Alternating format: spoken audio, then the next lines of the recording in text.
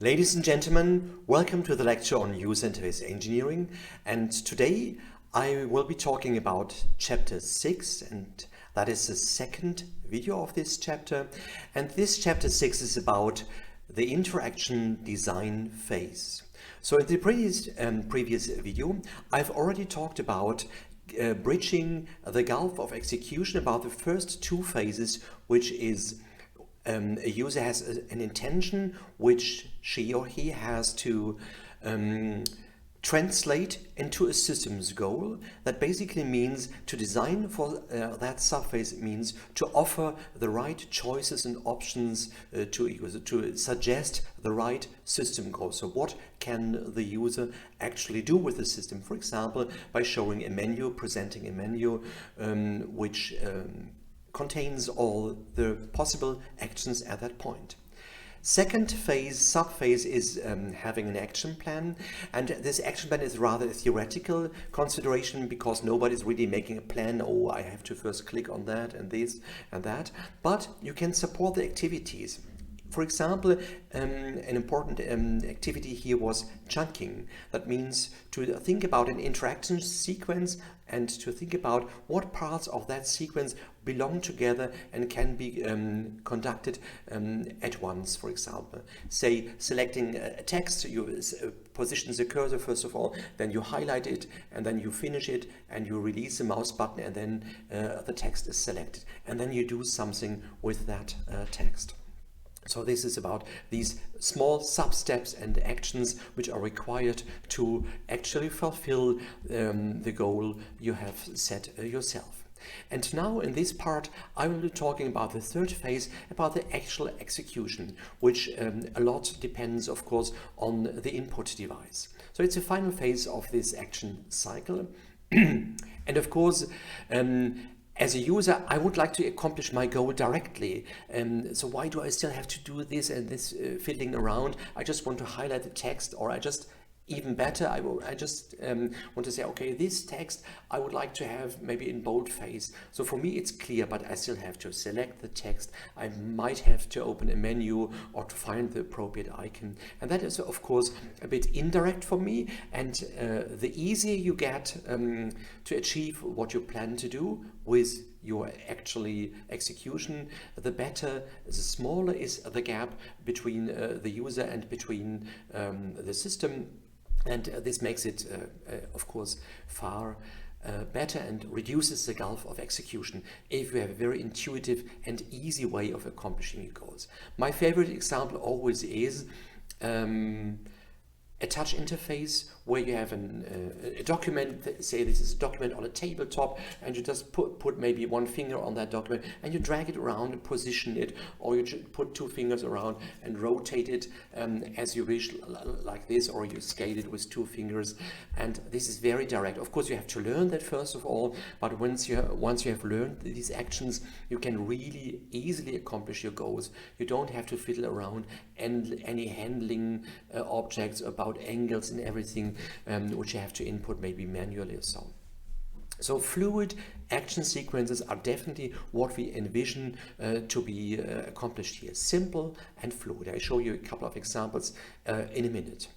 So this is a driving motivation for many, of course, natural user interface techniques, because all of them attempt to make the interaction as fluid and as natural as possible. And so this execution is just happening basically natural. You just do it and it works. For example, if I would like to advance these slides, it would be amazing if I could just say, okay, yes, I make this gesture and they advance. And if I want to go back, then I do it like this. That's very natural in a way. Once you learn that gesture, that's a cool idea.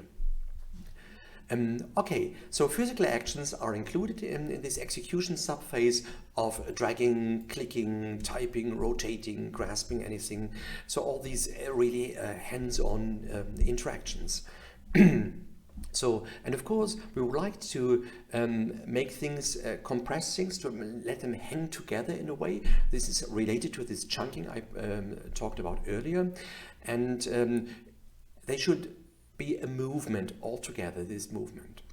And as you can imagine, the input device plays a big role.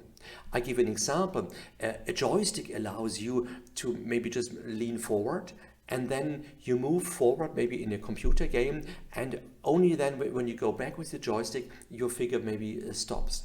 Whereas if you would like to do that on a keyboard, you always have to press a key to move forward, and that's a difference obviously.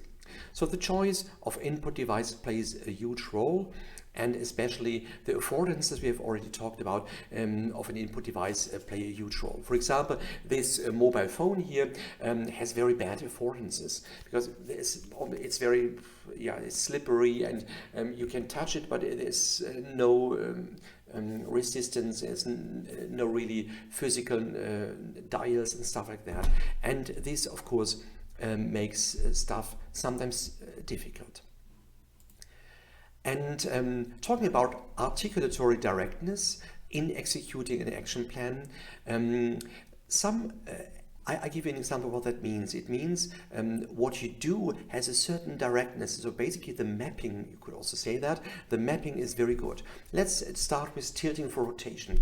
I once designed an interface which was called throw and tilt, and you hold a mobile phone in your hand, and when you tilted the mobile phone, also the scene was tilted. Or let's put it like different. I had a 3D view of a city or so, and when I tilted the mobile phone, also the view of the city was tilted accordingly. And this is very direct mapping, and therefore tilting for rotation was a good idea. Yeah, or for example, if you would like to scale something, to maybe just squeeze it, maybe to make it smaller, to squeeze it would be a very natural mapping. Of course, moving around for translation is a good mapping, or having a steering wheel for rotation is a very good mapping. So you have a rotational device, or if you think about a trackball device, for example, then that could be an idea. And even the mouse press and this dragging, what you often do, resembles this grabbing something and moving it around and losing at some other point. So I would encourage you to check out our research videos, which you find in our YouTube channel, IMLD, in our Interactive Media Lab Dresden. You can also go to imld.de, and check out research and then our projects. And you see a lot of interesting videos and also some project descriptions, which tell you that in particular these nature user interfaces we are designing in our research are striving for articulatory directness.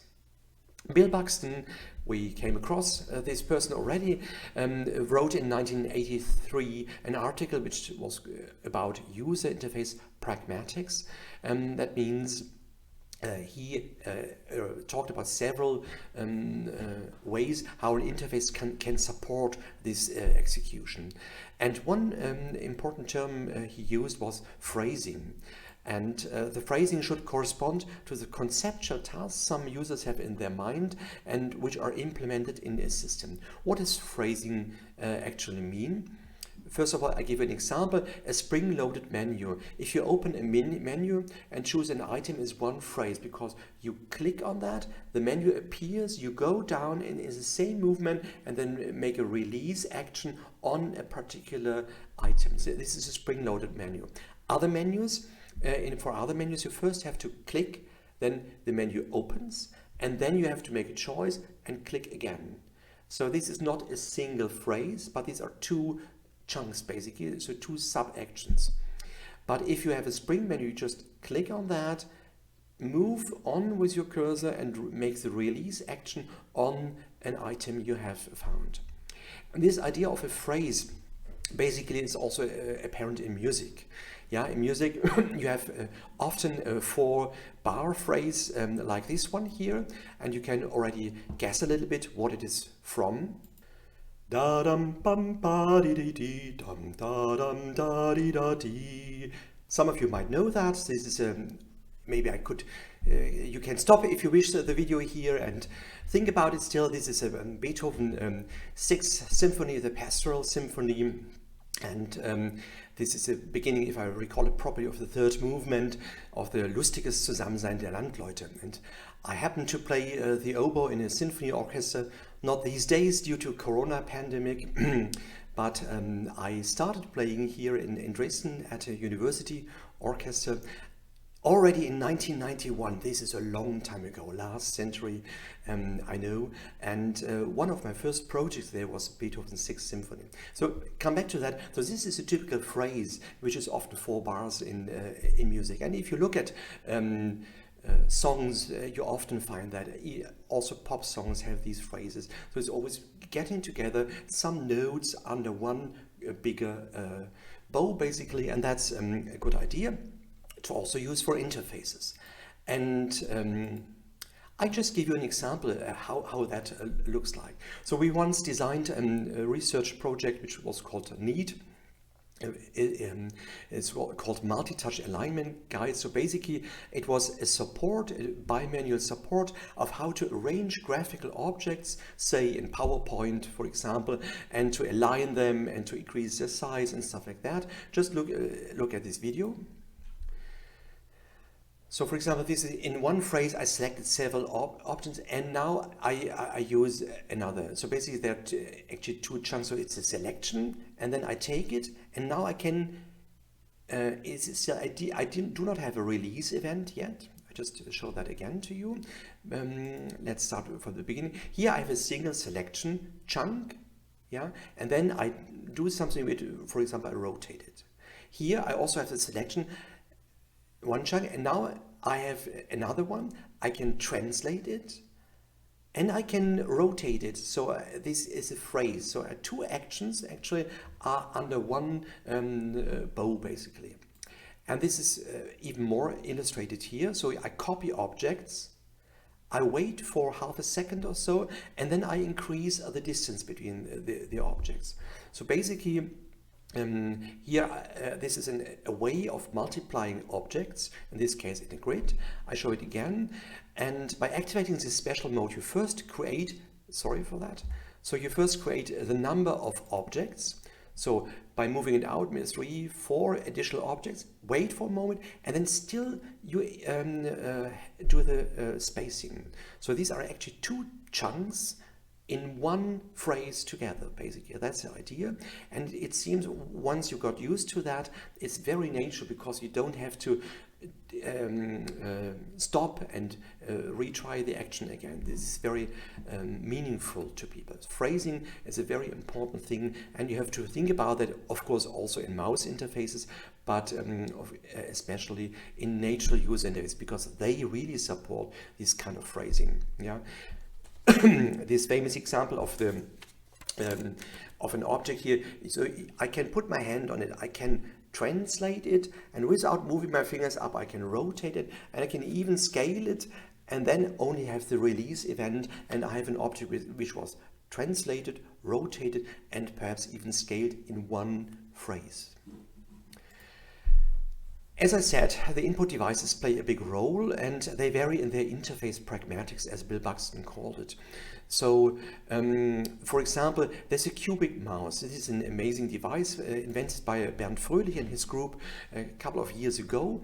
It is meant to be used for 3D control. So what you do basically is that you use the rods to rotate an object around that very same axis. Like the Z-axis, you just rotate this stick. So you have something like this, sorry. So it's like this, you rotate that, and you can translate it across that axis. Yeah. So you move an object, a corresponding object, a 3D object, move around with that device, or you rotate it along that axis. So basically you split the degrees of freedom of manipulation, translation, and rotation degrees, and map them to different parts of that device, which really reflect them very pragmatically. Or you see here a prototype of a squeezable or bendable tablet, where when you just bend it like this, you, as a result, which is a bit stupid here, you can maybe squeeze a document. But what you could use it for is rather, if you have such a device and you can bend it in this direction or bend it in that direction, you can, for example, zoom in or zoom out. That would be a very good mapping. Yeah, or a joystick for directional pointing, or a trackball for 2D panning, where you have this direction in this, where whenever you move the trackball in that direction, you can pan. or the Globefish. This is this innovative device also by the University, Bauhaus University Weimar, by Bernd Fröhlich's group. It's a Globefish for rotation, where you have rotation in all degrees of freedom in all three axes. So you see, the input device, they're very obvious in their pragmatics, but they already invite you to do something.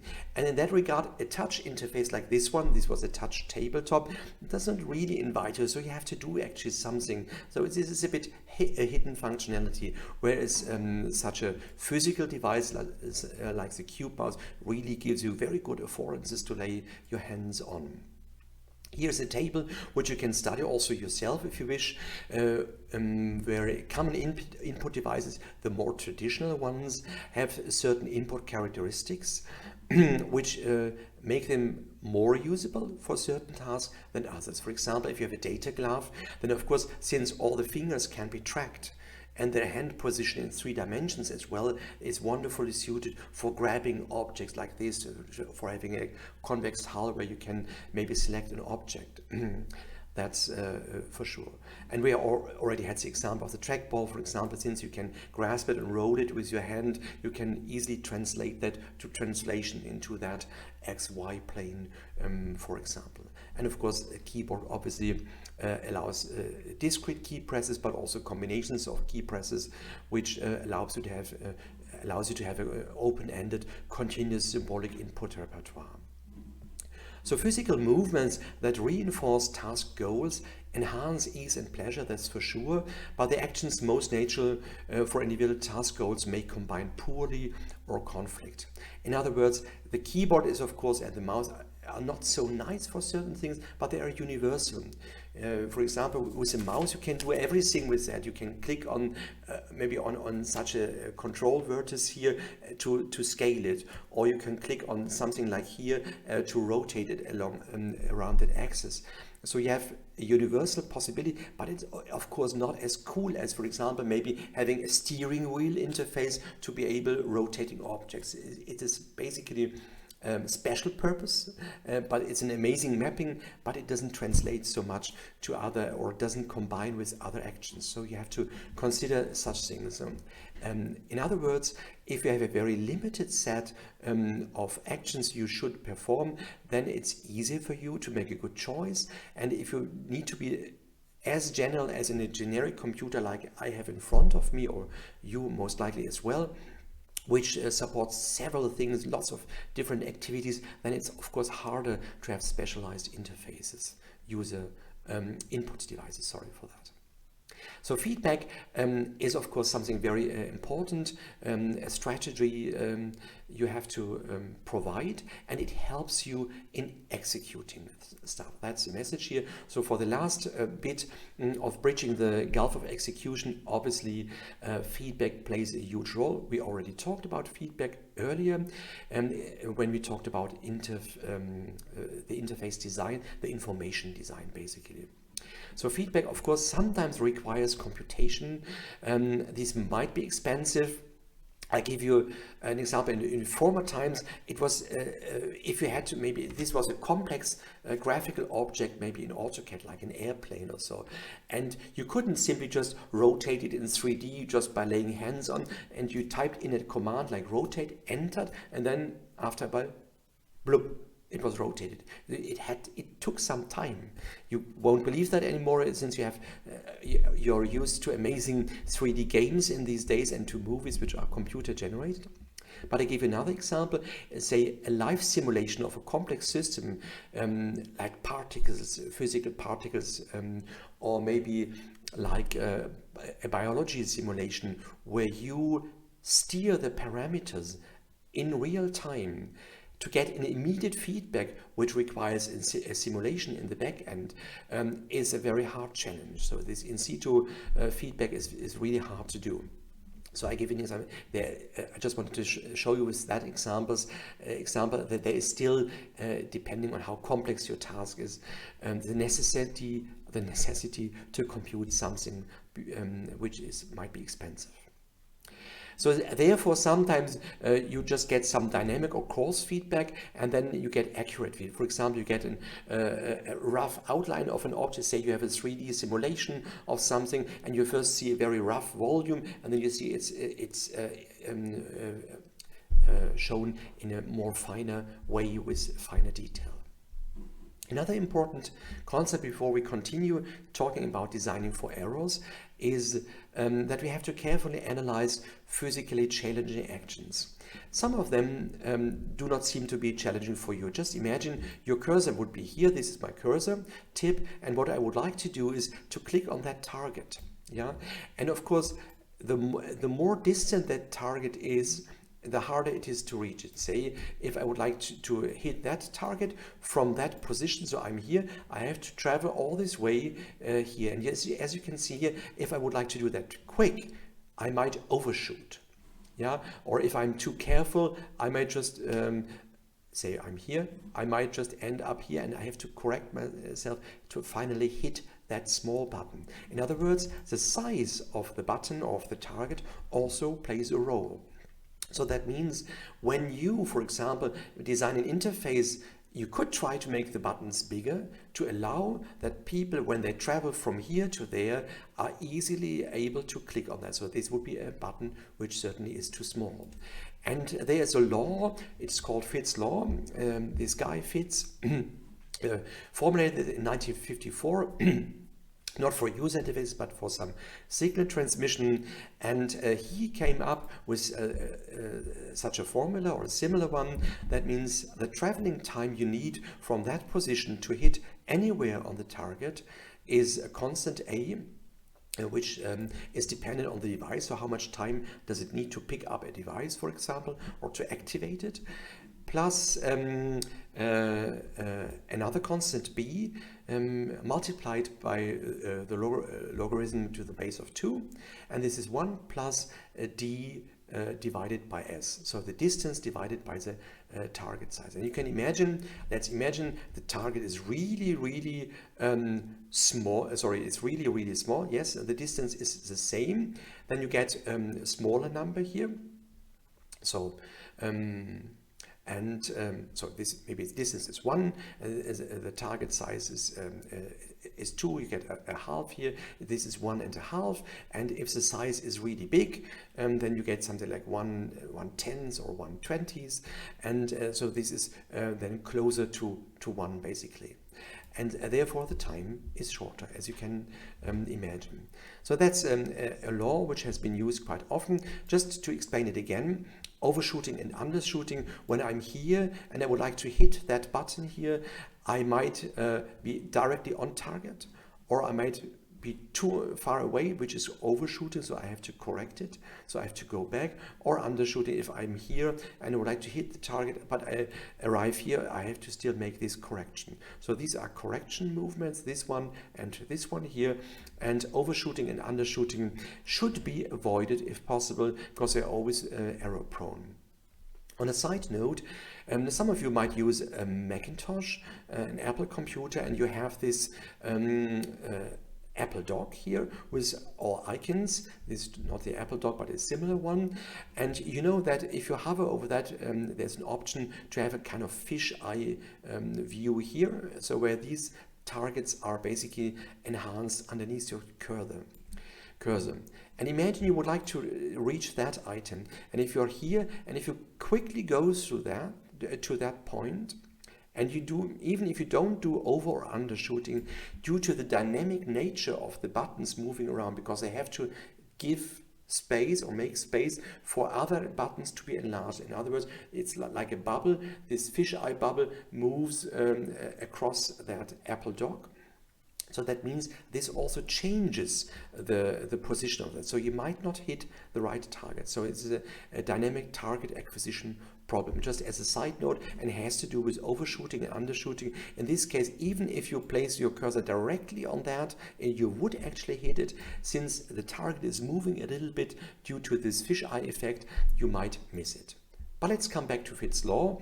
The motivation clearly is, I'm here, I would like to hit these buttons, and now my question is, what of these three arrangements, button arrangements, would be the best one, assumed that your mouse position is here? That's maybe an interesting question for you to think about. I have a sip of coffee and let you guess in the meantime. So the coffee was good, and hopefully you found out what would be perhaps the best button arrangement to avoid mistakes according to Fitts law. So imagine your mouse cursor is somewhere here. And yes, most of you will have guessed already that the buttons A, B, C and D are the best to read. First of all, the distance from the mouse cursor to a button is very short, and the distance to all options is very short because they are radially arranged. And the buttons are also sufficiently big. Their size is large enough, so we could make a very quick selection here. But you see, even there we have some over or undershooting if you are not correctly doing that. And you might think this is the next best option, but it's not. The next best option is this one here, and this is according to Fitts law, according to the distance parameter. So that means if you are here, you might not be able, I mean the distance is large here, it's quite large, but you can be extremely quick, and the good thing is your cursor will be at most here at this top position. So imagine removing that white stripe here so that the buttons are on the top. That means you can just go over there and your cursor is, even so your mouse is going far over the top, it will stick on the very top here. And this is just because the screen is over and the mouse cursor will only touch the very top of this of the screen, and even so your mouse movement was rather rather above, it sticks there. That means in a way, due to this infinite distance, you totally avoid overshooting. That's that's the trick here. So you avoid overshooting, and that is, by the way, the reason why the Macintosh computer introduced to have all the menus not in a window somewhere here at this position on the top bar, but they have it right on the very top here. Each window has its menu on the very top, because you can quickly find that and move up your mouse and you are there, and then you might make this fine choice between the menu items you wish to select. And of course, yes, this one is a bit distant. It's still big enough though, so you might there might not be, in an experiment, not be much difference between each of these conditions. But just to explain you a little bit that of course it matters which size your buttons have and where they are placed, and of course in which distance and how reachable they are. So it's just again Fitts law 1954, rediscovered by Stuart Card and colleagues in 1978. Predicts the movement time, so sometimes it's also called or abbreviated MT, movement time for rapid aimed pointing tasks. And as I said, this index of difficulty, as you see it here, is determined by the distance first of all, and the size of the item you would like to select. And you can do that for the mouse, but you can also do that for every single different input device you can imagine. So lots of input devices have been tested for Fitts law, and it has been extended to the third dimension as well. And it's a very widely applied law. There are a lot of studies, Fitts law studies as they are called, in human-computer interaction. So again, this term is called the logarithm to the base of 2. It's called index of difficulty, and B is just a constant you need, like the costs involved in moving a mouse cursor. For example, there's some friction, say your mouse has some friction here, and this would be the cost, the slowing down factor B from here to there, whereas A is a constant, which means like picking up the device or getting into the starting position. So the most important part is obviously the index of difficulties. So we already saw that for designers to know about Fitts law means exactly to have these decisions, like Apple did with this menu on the very top of any Apple computer. And of course, how big buttons should be, and whether a circular arrangement is better or a linear one, etc. And that's very important. And it has been extended also for example, for mobile devices, for touch as well, so that the buttons have some distance here to avoid tapping, and that you can just easier touch them, for example. Yeah, here again you see that the difference between the Apple menu, which is always on top and not on top of the window, as opposed to the menu in a Windows computer, which is on top of a window itself. Of course, it has been extended to 2D. You might have asked this question already. So this basically is just a 1D, the 1D version here. So with where if you have this in 1D, this image tells us that it doesn't really matter here the height, because the width determines the size of the object. So if you're here and if you go to the left, you can either hit it like this one, or you can overshoot it like this one, or you can undershoot it like this one here. And for that, it doesn't really matter how high or how big this button is, unless of course you have a free movement in 2D. And then here you see that's the difference. Either I come from that point or from that point, and for that we need this extension, because obviously the angle plays a role as well, and the width of the button is depending on the angle, it's increasing. So if it is a steeper angle, like from here to there, so in other words, if your original mouse cursor was here, and if you start here and move there, so you have a more obviously a larger width, basically, yeah, which is not determined alone by this, but also by the height, and in this case it's even longer than that due to the angle. Okay, I think that's quite clear, and that would be the formula for the extension to the second dimension, basically, and where you see this is a formula taking into account not just the distance, but also the width and the height. Okay, but originally we talked about errors, and means Fitts' law helps us to determine how much time you need, and of course to avoid errors like overshooting or frequent overshooting and undershooting errors. As you know, there are far more errors in computing, because almost every day we are experiencing some strange errors, and some of them seem to be our fault, the user's fault, but in fact this is not often the case and not always the case. So as a designer or as a developer, we have to anticipate errors, and we have to know that people have habits, that the people are not always, they are not robots, and they are not always following exact plans. They might, for example, they might overshoot or undershoot, and so we have to anticipate that. Reversibility is a very important consequence, and that is often achieved by undo commands. And how can we design for errors? We can design for errors if you think about what are possible or similar action plans. What would people perhaps do, and what could happen?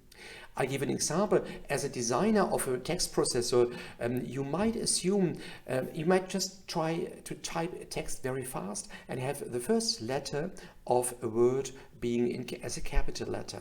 And if you do that a couple of times, you notice that if you're very fast, you sometimes have one, not just one, but maybe two or even three letters written in capital letters, and only then you continue with the small letters. And if you notice that, then of course you could, as a designer of Microsoft Word, offer this possibility of autocorrection, that whenever you have a longer word where the first two letters are written as capital letters, you just correct it.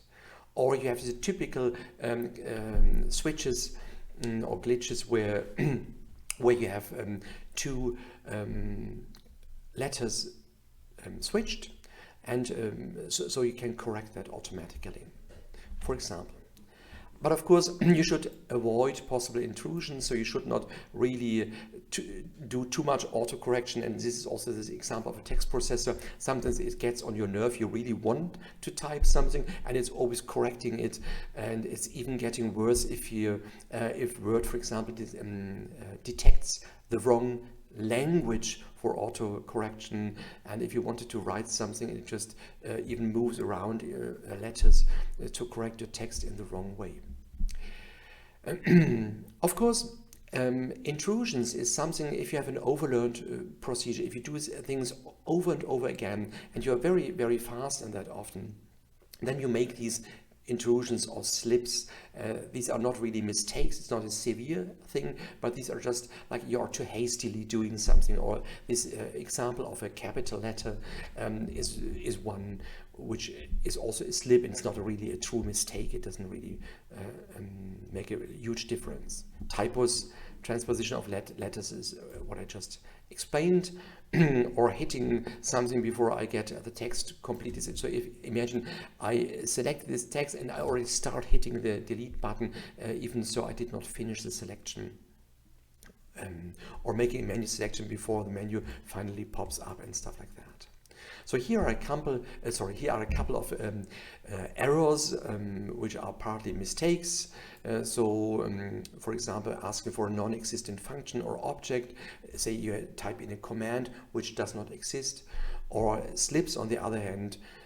Something which is maybe is appropriate but not in the current mode, or you complete an automated but inappropriate action. Also, this was this example of the text deletion. So I encourage you, I don't go through that table in detail here. I encourage you to look through that again and get a feeling of what it means to think about mistakes and slips. And how can we correct that? Of course, I already talked about autocorrection. This is one mode, but anything you should always something you should always do is give the users control and allow them to undo their action. It's a very typical and often demanded functionality, but undo is not easy, to be honest. Why is it not easy? Because the granularity of undo is already. Imagine I typed this sentence, what are the issues here? What are the issues here? And then I press undo. Shall I undo just entering this last character? Shall I undo entering the last word? Or shall I undo the entire sentence because I typed it so quickly that it could be seen as one phrase or one action here? That's very hard to determine, and sometimes it could be very annoying maybe to do that on a single, the undo on a single letter level. So often a compromise choice is do it on a word basis, for example. So the granularity is not easy. Of course, the number of recorded actions, sometimes, for example, I often experience that with PowerPoint. Imagine the following, this is an image and I would like to place it. And I use maybe the cursor keys, maybe going to the left or going to the right. I use it and do it stepwise. And do it 20 times, 1, 2, 3, 4, 5, 6, 7, 8, 9, 10. And then maybe I arrange it stepwise in that direction to align it perhaps. And then I do undo, and interesting enough, PowerPoint is doing each single pixel as undo, and maybe I have as a undo depth only 20 commands. So what I only can do is to undo these 20 pixel steps and not what I've done earlier, maybe typing a text, which can be very annoying. So this is another thing. Also, typically undo always relates to just documents, to the text, to the maybe to the icons or so. But if you have a more complex user interface, for example, the Adobe Creative Suite, or maybe a 3D modeling program where you have to arrange lots of different menus, or maybe extend maybe extend some or expand some user interface elements, or open menus, or whatever you do, or switch between tabs. Then you might also want to save the situation. That means to save the current arrangement of menus And if you change something, to revert that change, because you carefully arranged your toolboxes and windows and expanded that and collapsed that one, and suddenly you do a mistake, or the system is crashing, and you would like to undo that, and this is very annoying. And then the question, of course, is undo an action itself. And this is, and you see the problem a little bit. I think you have experienced that all. If you just go back in your browser button, yeah, if you maybe you open a page and you go to another one, maybe you go back, go to another one. What is going back and going forth? What does it actually mean? It's sometimes a bit tricky. I think almost everybody has stumbled upon these issues. And finally, undo is something which is especially difficult for multi-user surfaces. Imagine you have a tabletop, for example, where several people are doing some interactions, and if somebody would issue undo, is it just referring to this very same person's action? Is it referring to the last step? Imagine this would be a tabletop interface or a display wall. Here a person is doing something, and here a person is doing something, maybe rotating some images, and the other person is also rotating images. And now maybe it is rotating, and now this person does undo. Does it refer to this person's last action, to this person's last action, maybe to both? What is it? What does it mean? Who has the right to do an undo in a multi-user setup? What is it referring to? That's really a complicated decision to make in natural user interfaces sometimes. And of course, there's also some nice tools like this one here, like the portable undo button. Okay, in general, we talked a lot about in the execution. All these things are beside the error measurement, but all this phrasing and these input devices have to do with optimizing the performance and the execution sequences. And a few more guidelines and rules I would like to mention here. First of all, defaults. Provide default values. And it has even sometimes to do with errors. Let's imagine you type in the edit field a certain value, I don't know, the maximum amount of something, and you go far over what is allowed. Then the system could just do nothing and let your number stand there. Imagine 3,000 is allowed, you typed in 7,500, and the system could just do nothing, do not allow, enter. And so you say, why does it not accept my number? Or the system could just burp. Or the system, what often happens, could just delete that value because it was wrong. But a good system would suggest you the maximum value. Even that would be a default. Like as default, it would suggest you the maximum value, so that you know, this is a value I'm still allowed to enter. And so feedback and good defaults, that example illustrated that, are really essential. And especially if you have costly in terms of I did a lot or tedious transactions where I have to do a lot of steps. And I think every one of us has experienced that for websites. You enter some forms. For example, last week I was paying an open access fee for one of our recent papers, so to make it open access. And there was a really 195 style, I slightly exaggerate, let's say a 2000 style form, and I typed in all my credit card data and everything, and then I pressed proceed, and there was an error. Go back and try again. But there was no button to go back, and there was no session management, because when I used the browser button, you know what happens. You just see the session has expired and you have to reload the page. And if you then reload the page, of course, all your edit fields are lost. All the content is lost entirely in such an old interface. And then you have to re-enter it again and still have the being unsure, did they already use my credit card or not? So this is really very annoying, and that happens all the time. It is a tedious and, in this case, maybe even a costly transaction. So auto-completion are ways to solve, to speed things up, or also proximity, that you do not have to exactly align something, but it just allows you relative sizes, stuff like that. menu adjustments. And so every kind of configuration you can do. And yeah, shortcuts, fast paths for experts. I mean, you always know that there are shortcuts available. A famous one is Control S or Steuerung S, which allows you to save a document, which is almost a universal command. This is a shortcut, and of course there are far more shortcuts which help you a lot.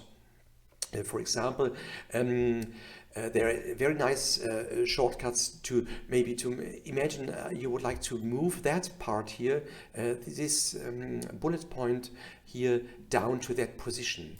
And that's very easy if you know there's a shortcut with Control Shift and a cursor key where you can easily move it around without first selecting it, without cutting it and positioning your cursor and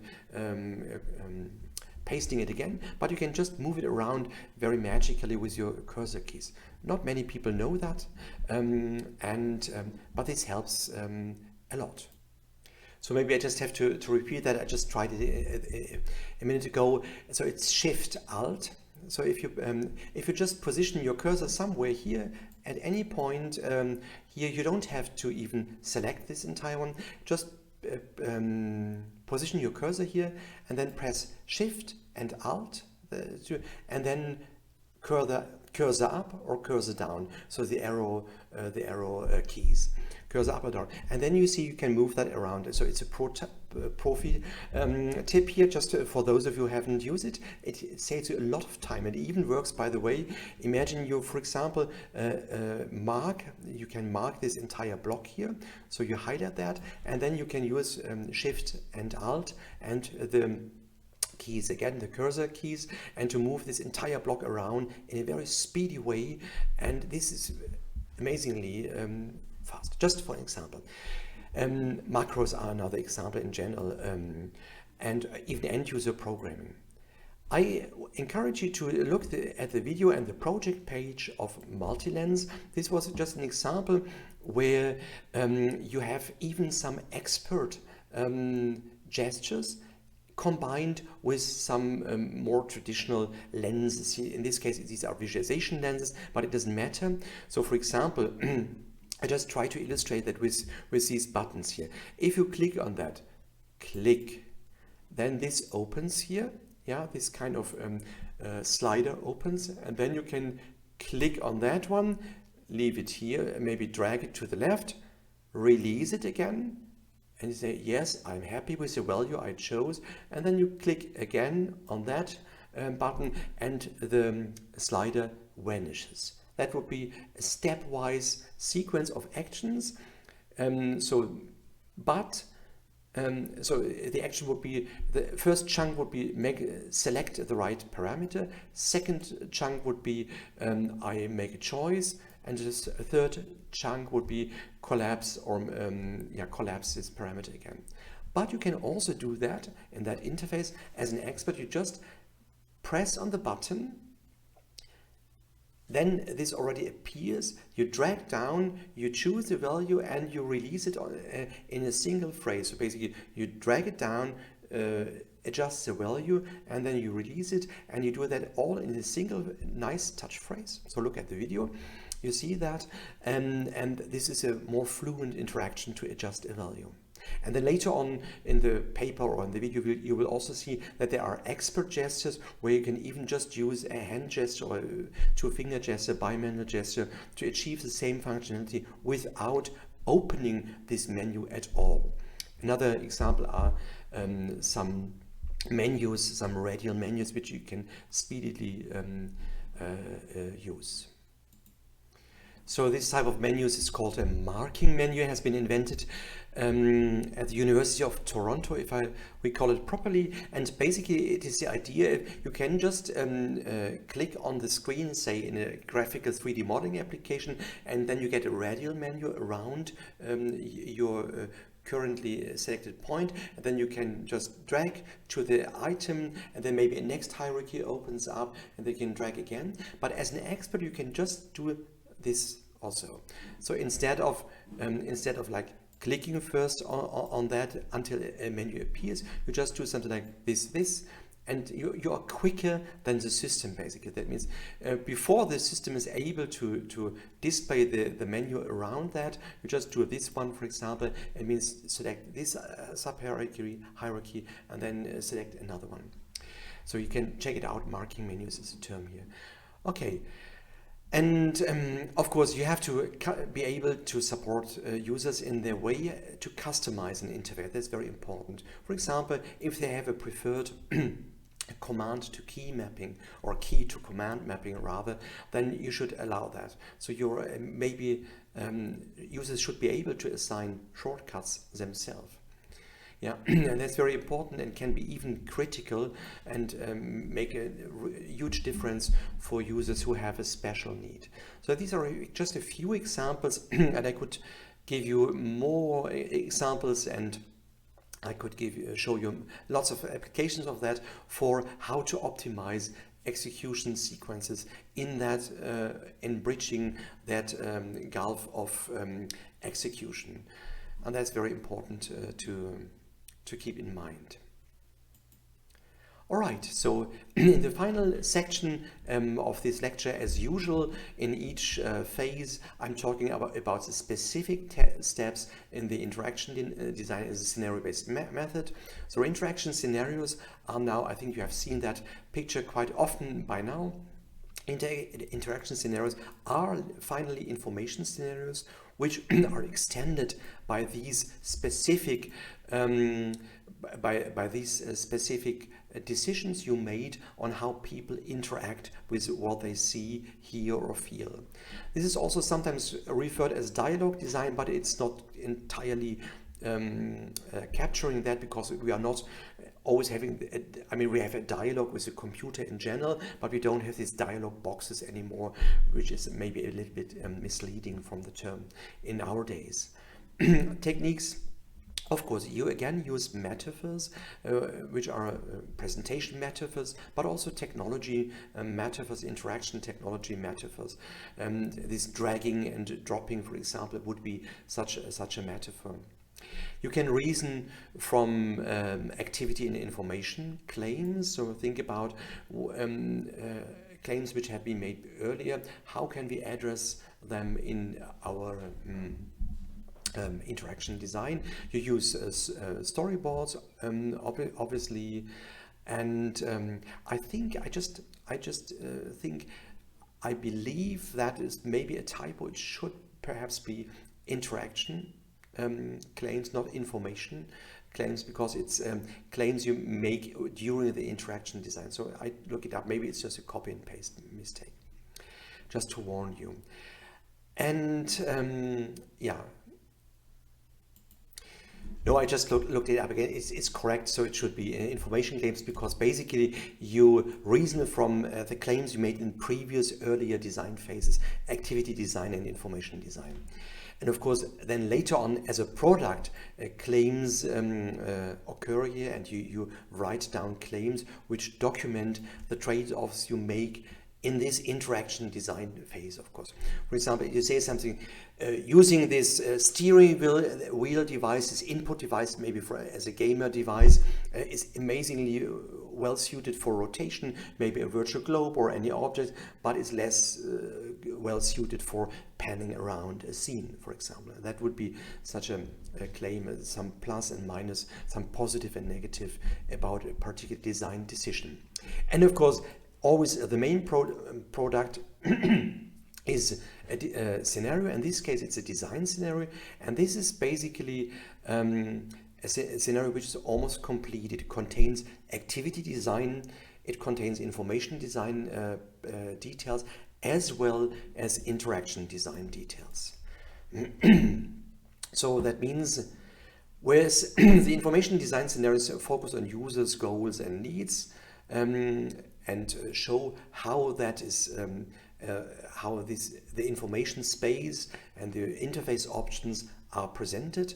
In the interaction design scenarios, you really talk about physical actions of users with the system, what they actually do, how they perceive it, which feedback they get, how they respond in a scenario. You write something like, Alicia is turning the steering wheel around, and follows how the virtual Earth is rotating accordingly, and is happy about that, whatever. So yeah, again, like in every design phase, you have the brainstorming with metaphors, interaction metaphors in particular, and of course you do the claims analysis, or you take the claims from the previous phases, and then later on you do a claims analysis. And this is an iterative process, as we know, and the HCI knowledge of interaction design includes things like Fitts' law, for example, or knowledge about phrasing and chunking, as we have talked about. Of course, metaphors always play a role in each design phase. Again, you explore real-world metaphors as well as technology-oriented metaphors. And sometimes they suggest a certain interaction style already. That's or even an input device. Just for example, if you have envisioned a sketch interface, then it's almost natural to use a pen also as an interaction device. That would be very important. So if everything looks sketchy, and if the way how you would like to people maybe to design a diagram is sketchy, as you see in these examples here, then of course a pen would be an appropriate interaction device, input device to interact with it. And it would be less appropriate to sketch with the mouse, for example, because it's more tedious and the results are not so convincing. Of course, you brainstorm technology options as well and interaction devices. So what interaction devices could you use? What is a good way? What is a less good way? Examples you see are sketching diagrams or painting and bump top. I come to that in a minute. First of all, again, sketching diagrams. If you use, in other words, if you use a pen, then of course it would be a bit strange and boring if you would just click with a pen on a button, like use the pen only maybe to click on that button or on that button for you. Or it would be strange maybe to click on that button to create a rectangular diagram element. Instead, it would be far better to just sketch it instead of instantiating it from a menu by clicking with a pen on a button. You would just sketch it quickly and then it's drawn. And that would be the more natural fit, the way how you interact. Or painting is another one. So, of course, if people do painting in real life, so you try to envision how that can be done with a painting interface in the computer life. So this was our very first tabletop at the University of Magdeburg when I arrived there in 2008. Actually, I think we acquired that.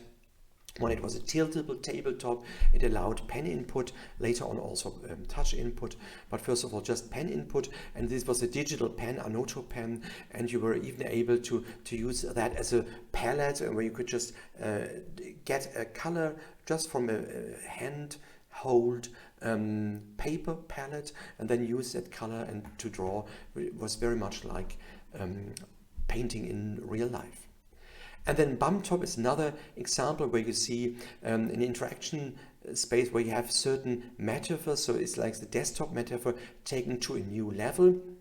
And I just try to switch to the video and show you a few seconds that you get an idea of what I actually mean. And let's try that. Just a moment.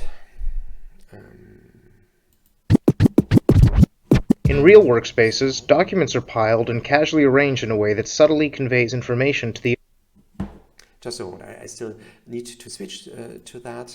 So this is a bump top video, and I will also switch on the sound that you can hear something. And let's hear something. The owner. This expressiveness is lost in today's GUI desktops.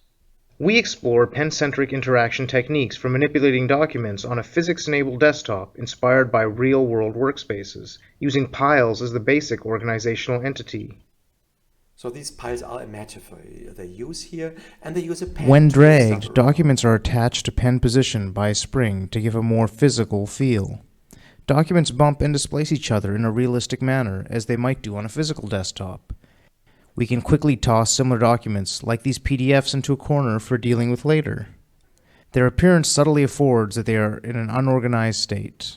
Holding the pen barrel button lets us ruffle through and nudge documents as if the pen had some physical geometry. When we lasso select multiple documents, springy joints are created between them so the spatial relationships are maintained. To more explicitly organize and group documents, we can create a tidy pile out of them. A tidy pile can be created by lassoing around documents and then crossing the icon that appears at their centroid. We call this novel technique lasso and cross, allowing fluid selection and pile creation in one stroke. Undo and redo is supported by uncrossing and recrossing. The icon facilitates discovery, indicating additional functionality and aids transition from novice to expert. For more complex interactions, we use a novel technique called lasso menu, where we fluidly lasso select documents and invoke commands with a control menu, displayed when the lasso is completed. The direction of the stroke from here on specifies a parameter, the degree of tidiness in this case. All right, I interrupt here at this point. I think you can watch this video yourself, maybe at YouTube or so, and you can think about, while you watch it as this video, about the usage of metaphors. So as a task for you, think about the usage of metaphors, think about the correspondence between certain interactions and the input device of a pen. An example would be this lassoing technique, which of course is a very nice match, you see. So if you draw a lasso and you select some stuff, that's a very good thing. Also think about chunks. What are chunks in the interface design? And think about phrasing. So you saw, for example, you could lasso first of all, that means they were selected. But then you could continue in the same phrase to the next chunk in that interaction, and maybe to put them together, to pile them up, for example. And also you see that radial menu, so you can repeat that this is a very good means of thinking about Fitts law, because you have a very short distance to the selection, and also it's an expert mode. If you do that very quickly, it's very close to the marking menus I've just talked about. And you can, even after you make a choice, you can continue with a parameter adjustment. So very much like we have seen with this drag and drop stuff where I drew out copies in our neat application. So this is a good example to repeat in many aspects of this lecture we have learned here today and the week before. Other metaphors which focus on interaction design is again here from the virtual science sphere, just for those of you who can't remember what VSF means. Something like, for example, creating a fair summary is like maybe a guided tour. So you need to be able, as a supported interaction, to point at objects, to type or speak a related command, or to move on in a guided tour. And you have to support that. You have to either provide a button to click on, or maybe to allow people to issue a speech command, or you have to support pointing techniques. And so you see that it's just an example that choosing certain metaphors implies some interaction design aspects which should be supported by your design. You can go through that and make yourself familiar with that and think about how could this best be supported. Then, of course, interaction scenarios are the result of this design phase. An interaction scenario is a fully elaborated thing. It describes the user input and system responsive in sufficient detail. That's very important. And in a way, it's comparable to use case descriptions in UML, for example. So it's basically a partial specification for software design already. And as opposed to use cases where you always try to cover the entire breadth or width of the system, here you just it's sufficient to have a few interaction scenarios which are sufficient to describe the style of the interface, basically. They are complex enough to illustrate the basic interaction concepts, something like this selection with a pen, as we have just seen, and interact with piles. And of course, you can later on come up with more detailed ideas how to support other scenarios as well. And they, as I said, serve as a design specification which is used for prototyping and usability testing, and of course later on can be even implemented directly if it is sufficiently advanced. So you check out the usability engineering books, with that I mean examples in the Mary Beth Rossen book on scenario-based design. All the three design phases, just to come back to that, are of course a little bit artificially split into three design phases, like activity design, information design, and interaction design. Sorry, yeah, wrong thing. It's always difficult with this mirrored display here, and they are of course to be seen as a whole thing. So you first think about like the functionality of the system, then you think about the appearance of the system, and then about how to interact with it. And you saw that example of the bump top here, that information and interaction scenarios are necessarily interdependent.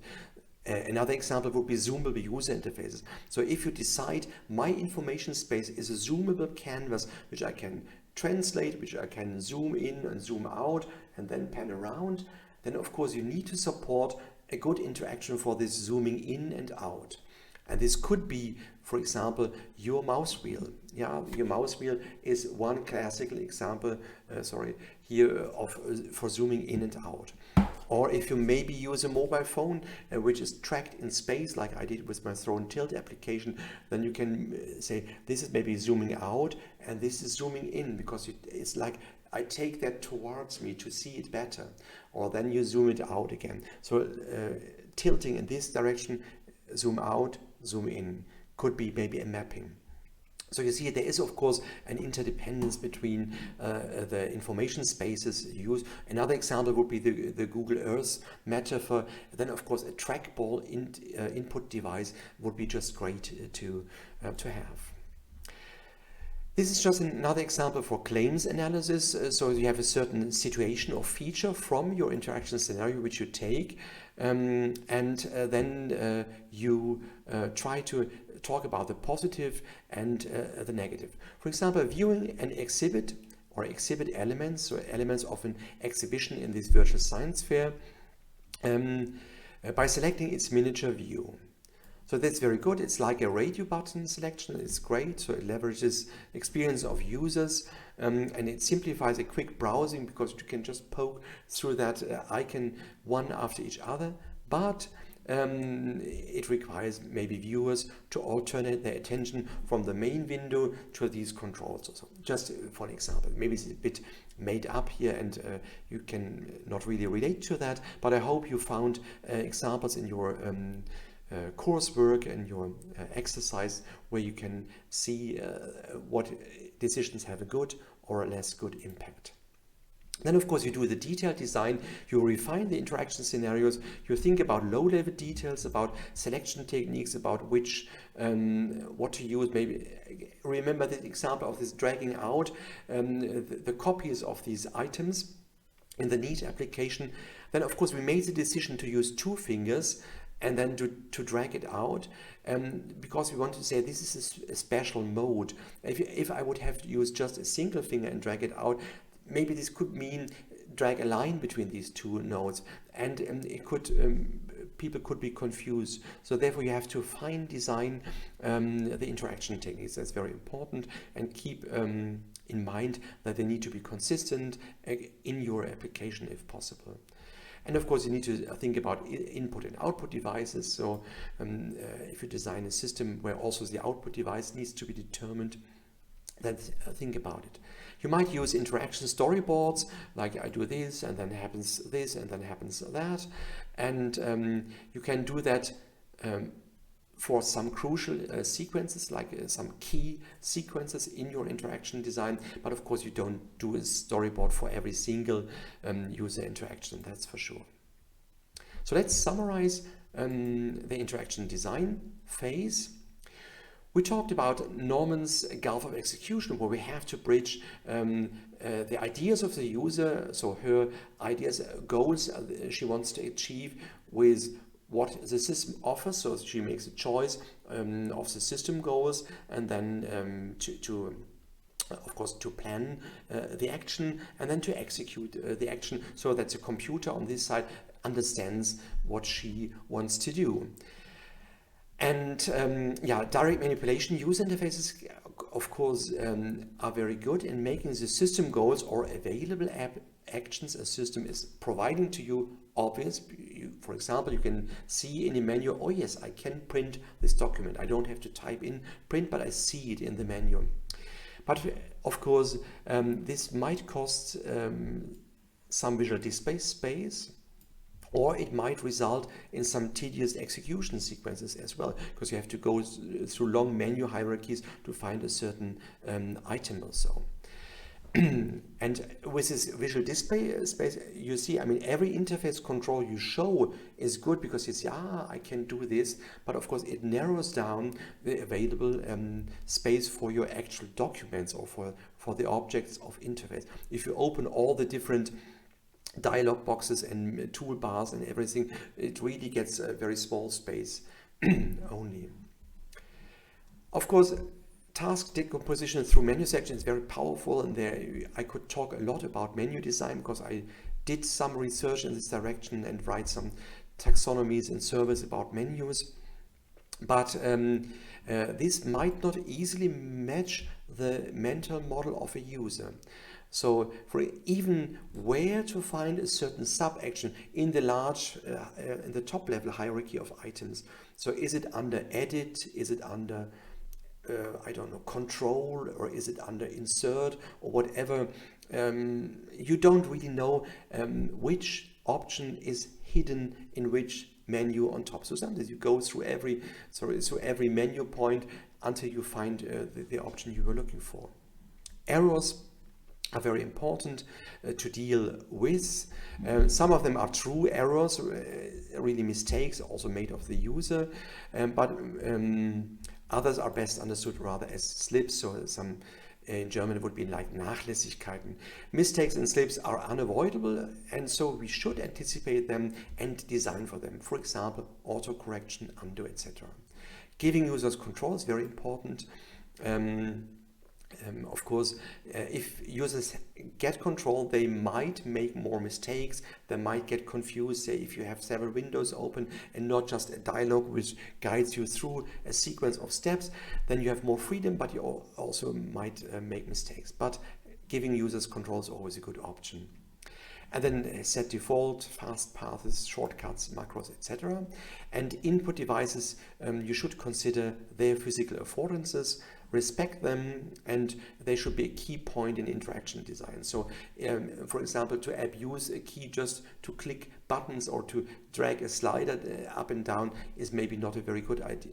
Did I say key? To abuse a pen, just clicking a button or dragging a slider up and down is maybe not a very good idea. A pen is more suited for freer interaction and for maybe writing or just crossing or sketching.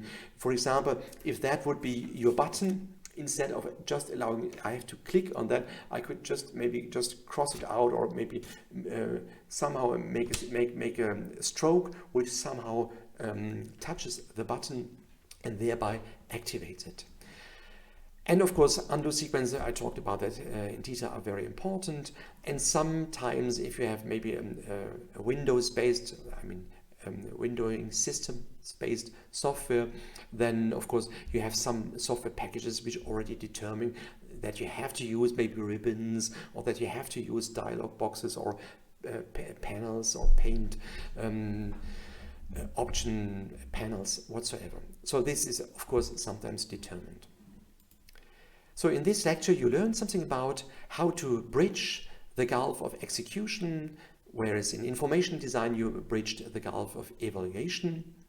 That direct manipulation is a very good way to decrease the distance between what the users have as their goal and what the system is offering. And if you have even not just direct manipulation, but if input and output space merge, like in any touch-enabled interface, where you have the output here and also the input as the very same space, this is even more direct. This is like direct manipulation because of this coincidence of input and output space.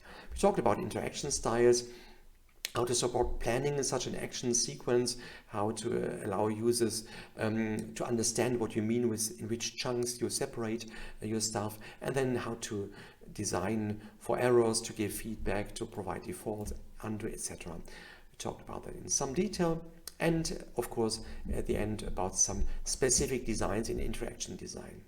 That means with that we have a fully fledged scenario which includes all the details about the functionalities of the system, about the information design, how it is displayed to the user, as well as about the interaction. And with that, I would take questions, but I refer you to the online ways of answering questions, or use the forum or other means. And for now, I do thank you. Stay healthy and enjoy your time, and hope to see you next time. Thank you. Bye-bye.